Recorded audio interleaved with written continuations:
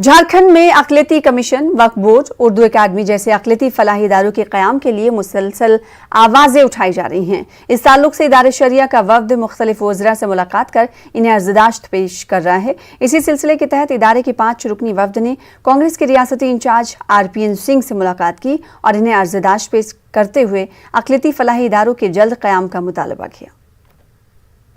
वक्फ board है, Urdu academy है, मदरसा board है, उर्दू स्कूलों के मर्जर का मैटर है, अक़लियती कमीशन है, 15 सूत्री है।